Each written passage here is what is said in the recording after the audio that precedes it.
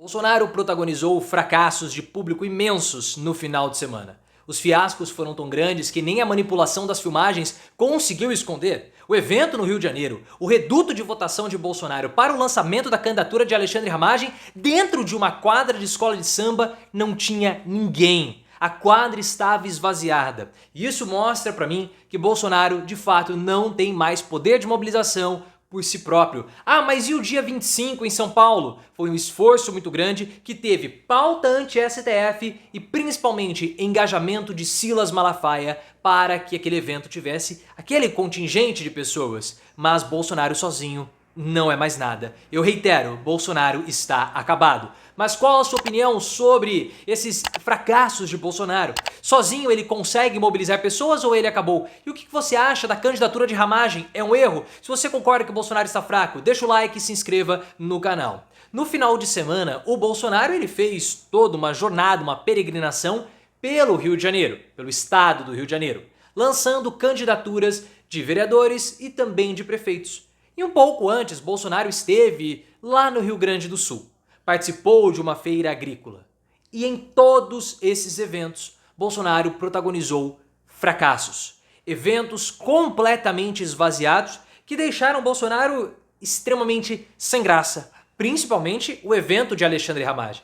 Mostrando que toda aquela sequência de fracassos de Bolsonaro, como em São Sebastião, na quarta-feira que ele queria levar 30 mil pessoas e não levou ali 300, é aquilo que nós podemos dizer como sendo a tona do bolsonarismo e do poder de mobilização de Bolsonaro. Falaremos do dia 25 daqui a pouco e vou falar mais. Aquele evento foi o último suspiro de Bolsonaro. Não haverá um evento de novo com aquela potência que, na minha opinião, não tinha aquela quantidade de gente, tinha umas 30 mil, mas enfim, isso aí a gente discute em outro momento. O que me chamou mais atenção foi o evento de lançamento da candidatura do Alexandre Ramagem.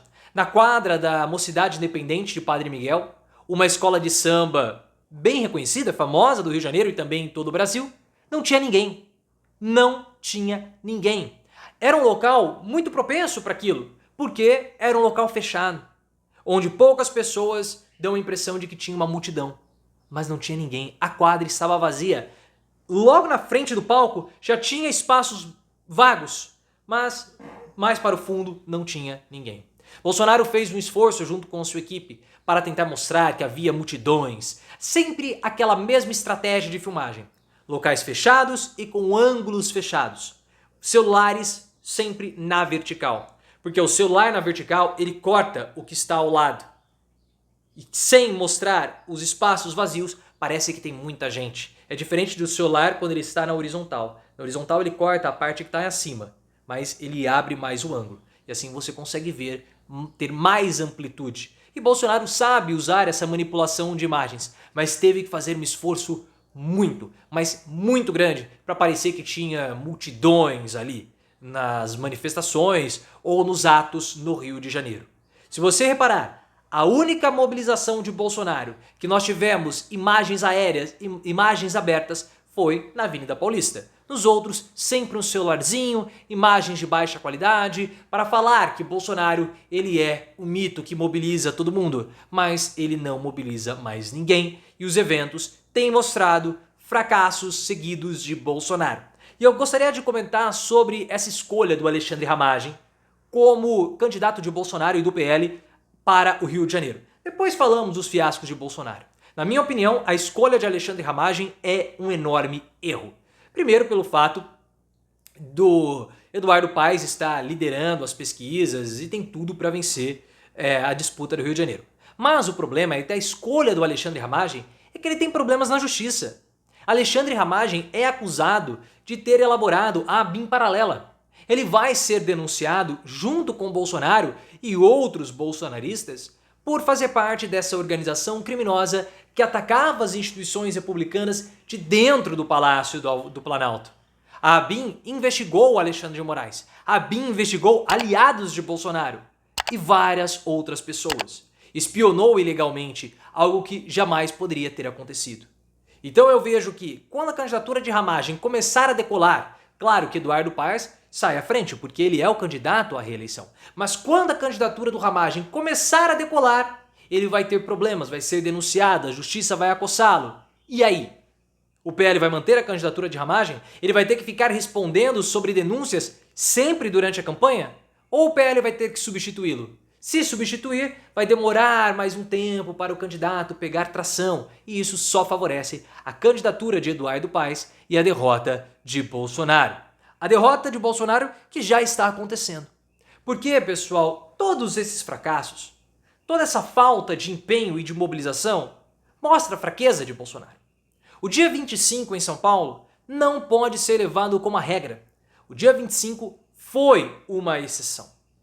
Muitas pessoas ficaram impressionadas, né? Principalmente aqueles comentaristazinhos de política que, depois de 6 anos, ainda não conseguiram entender Bolsonaro. Não conseguiram. O dia 25 foi uma exceção. Houve uma grande mobilização, um grande esforço que teve principalmente um envolvimento de segmentos religiosos do Silas Malafaia. E a gente sabe como o bolsonarismo está ficando cada vez mais um elemento político religioso. Nós vimos o discurso de Michele naquele momento. Mas Silas Malafaia tentou em outros momentos fazer mobilizações semelhantes, mas ele não conseguiu. E por quê? Porque no dia 25 houve algo que nenhuma outra manifestação de Bolsonaro teve. Pauta anti-STF. Pauta contra Alexandre de Moraes. Os bolsonaristas, eles se mobilizam sempre publicamente quando há o STF envolvido. O lema de Bolsonaro é Deus, pátria, família e liberdade. Então você precisa entregar esses 4 pilares na mobilização bolsonarista. Deus é o elemento religioso, Malafaia contemplou. Pátria, verde e amarelo, as cores da bandeira, a luta contra o comunismo. Ótimo, isso está lá. Família, vamos todos juntos. Fazemos parte de uma grande mobilização. A luta contra a esquerda que quer destruir as famílias. Ótimo. E liberdade.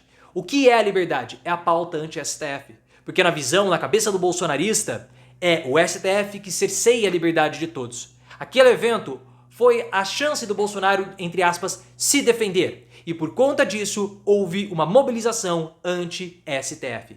Sem pauta anti-STF, não há mobilização bolsonarista. E isso para mim deixa muito claro o quanto o Bolsonaro está enfraquecido.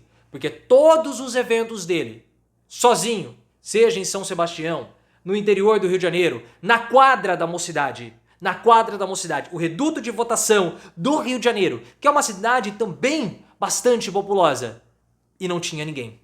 Isso mostra que Bolsonaro sozinho não mobiliza mais ninguém. Ele precisa ser ajudado. Porque Bolsonaro, ele não é um imbrochável, ele é broxa. Ele precisa da ajuda de terceiros, principalmente de Silas Malafaia e de outros, para falar aquilo que ele não pode falar. Porque Silas Malafaia falou o ataque ao STF, o ataque a Alexandre de Moraes. Foi criticado pelos bolsonaristas, mas ele falou o que Bolsonaro não pode falar. E se Bolsonaro não colocar um alvo, não há mobilização bolsonarista, porque é assim que funciona a política do confronto. Algo que Bolsonaro sempre fez, historicamente. Bolsonaro seleciona um alvo, direciona os seus apoiadores para atacarem esse alvo, despejando a cólera, a raiva e a frustração neles, nesse alvo. O alvo é o STF, sempre foi. Mas se não há STF, não há mobilização. E não há uma possibilidade do PL ou de Bolsonaro de se engajarem novamente numa pauta anti-STF, como aconteceu no dia 25. E por quê? Nós vimos no depoimento do Valdemar Costa Neto o quanto que o Costa Neto está engajado em não se comprometer com o STF. Então ele não vai mobilizar o PL para atacar o STF. Ele não quer isso. E outra, aliados de Bolsonaro estão tentando convencer o ex-presidente a atenuar o seu discurso, a falar o seguinte: faça uma meia-culpa, diga que foi um erro. Todos os ataques, o 8 de janeiro, a própria tensão feita com o STF foi um erro, admita isso. Enquanto nós aqui em paralelo vamos tentar criar canais de comunicação para poder conversar com o Alexandre de Moraes. Essa é a estratégia. É claro que pessoas do núcleo mais duro de Bolsonaro vão continuar atacando, como nós vimos, o Eduardo Bolsonaro, o Silas Malafaia. Mas não há uma mobilização, um ímpeto coletivo para atacar o STF. Sem ataque de STF não há mobilização. E Bolsonaro, enquanto isso, modula o seu discurso para deixar de ser uma vítima e passar a ser um herói nacional. Foi isso que ele fez no discurso do no lançamento da candidatura do Alexandre Ramagem. Bolsonaro falou o seguinte: se for um julgamento justo, eu não tenho medo. E eu poderia muito bem ter ficado no exterior, tranquilo, mas eu voltei para o Brasil sabendo de todos os riscos que eu corro. Bolsonaro já começa a se colocar como mártir, ele já começa a se colocar como um herói. Por quê? Porque ele sabe que a prisão é inevitável. Bolsonaro será condenado. Ela é inevitável, a prisão, mas ele começa a se colocar como o herói dos fracassados, o herói dos bolsonaristas. Se isso vai dar certo, vamos ver os próximos discursos de Bolsonaro. Mas que ele está cada vez mais enfraquecido e isolado, ele está.